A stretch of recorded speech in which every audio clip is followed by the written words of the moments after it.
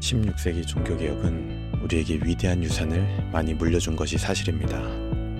하지만 개혁교회는 항상 개혁되어야 한다는 종교개혁자들의 말을 증명이라도 하듯이 종교개혁 이후에 개혁의 유통기한은 얼마 가지 못했습니다. 교리는 정통이었지만 삶의 양식은 느슨하고 천박한 모습이 너무나 많이 확산되었습니다. 그래서 17세기를 지나며 후속 종교개혁이 신앙운동으로 일어나게 됩니다. 그들에게는 교리개혁뿐만이 아니라 나라 전체에 유익을 줄 수 있는 참된 경건의 삶이란 무엇인지가 핵심 화두였습니다. 이런 배경에서 중요하게 다루어진 분야가 바로 가정에서의 경건 실천이었습니다. 즉, 가정교육과 자녀 양육입니다.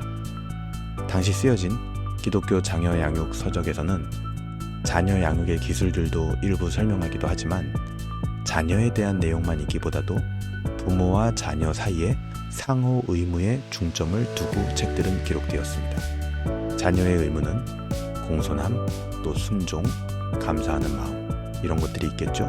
근데 그뿐만 아니라 부모의 의무인 양육, 그리고 자녀를 성인이 될 때까지 점진적으로 훈련시키는 부분에 대한 상호 의무를 굉장히 강조하고 있습니다. 더 나아가서 그들은 자녀 양육을 한 학문의 분야로 여겼는데 신학적으로는 기독교 윤리학으로 보고 이것을 실천신학의 분과로 여겼습니다. 그만큼 부모의 직책이라는 것은 전문적이고 학술적이라는 매우 진지한 접근을 한 것이죠. 그런 면에서 부모들은 모두 실천신학 그리고 기독교 윤리학의 실행자들인 것입니다. 또한 자녀 양육이라고는 하지만 아이에 대한 별도의 관점이 없는 것도 그 당시의 특징입니다. 그저 성인이 어떠하면 아이도 어떠한 것이다 라고 그들은 여겼습니다. 무슨 말이냐면 인간은 모두 타락했고 새로 지음받아야 한다라는 것이 당연한 것처럼 아이 역시 타락했고 새롭게 지음받아야 한다라는 보편적인 관점으로 양육을 해야 된다라는 것입니다. 그래서 아이에 대한 별도의 다른 관점을 가질 필요가 있느냐? 그들은 없다라는 것입니다. 이렇게 자녀 양육을 중요한 경건의 실천으로 여겼던 그들의 목적은 무엇이었을까요?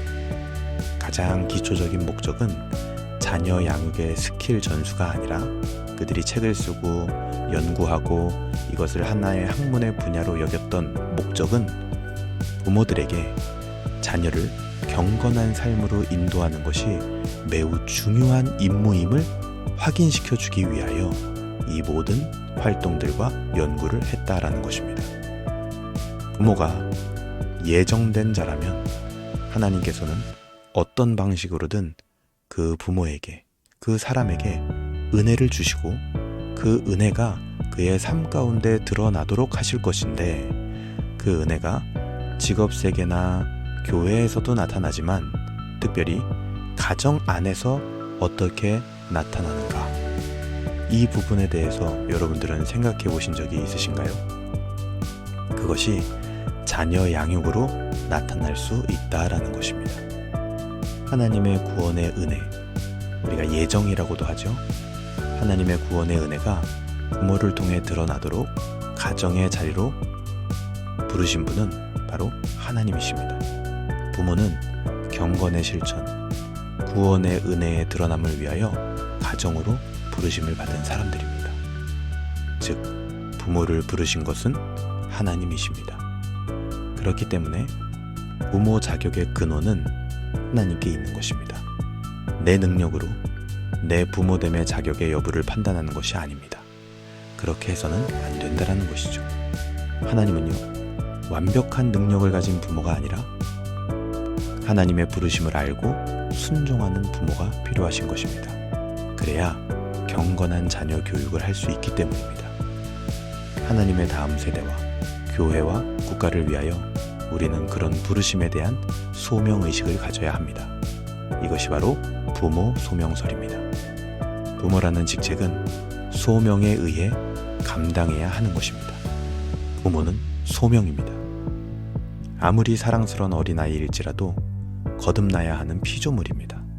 그런데 누구도 스스로 거듭남과 믿음과 회개를 이룩할 수 있는 사람은 없습니다. 그래서 부모가 자녀를 경건하게 기르고 생명과 회심, 성화의 길로 인도해 가야 하는 것입니다. 그것을 위해서 부모들이 하는 모든 수고는 은혜의 역사가, 하나님께서 주신 은혜의 역사가 현실적으로 나타나게 하려는 노력인 것입니다. 그런 면에서 소명의식을 가진 부모는 하나님의 동역자로 간주할 수 있다라는 것입니다.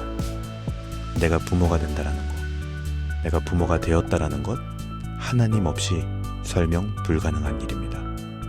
하나님과의 생생하고 온전한 관계에 기반해야만 부모로서 자녀를 올바르게 양육할 수 있는 것입니다. 신앙으로 자녀 양육하기 성공하시기를 기도합니다. 여러분들의 부모의 자격은 하나님께서 주신 것입니다. 이 마음으로 자녀들을 대하고 양육에 성공하시길 바랍니다. 감사합니다.